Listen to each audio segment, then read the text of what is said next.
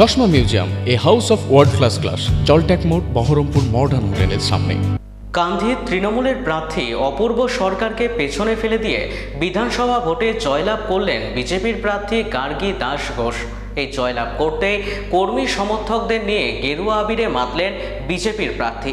কর্মীরা একে অপরকে গেরুয়া আবির মাখিয়ে উচ্ছ্বাস প্রকাশ করলেন।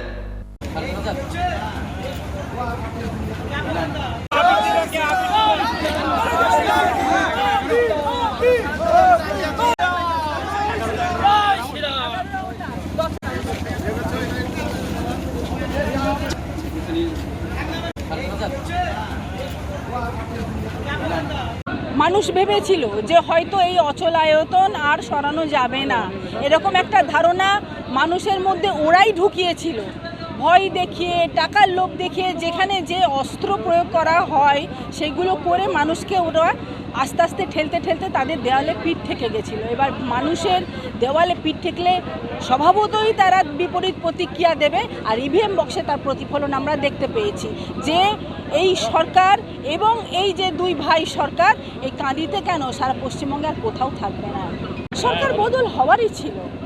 আমি যেটা বললাম, সারা পশ্চিমবঙ্গ যে বদলটা চেয়েছিল 11 সালে, তারপরে যা তারা দুর্ভোগ তারা বয়ে বেরিয়েছে 15 বছর ধরে, তার প্রতিফলন ইভিএম বক্সে এসছে এবং মানুষ দেখিয়ে দিয়েছে যে বদল আমরা করতে জানি এবং আগামী দিনে আমরা সত্যি ডবল ইঞ্জিন সরকার এই পশ্চিমবঙ্গে কতটা উন্নয়ন, প্রকৃত উন্নয়ন করতে পারে সেটা আমরা দেখাবো আগামী দিনে।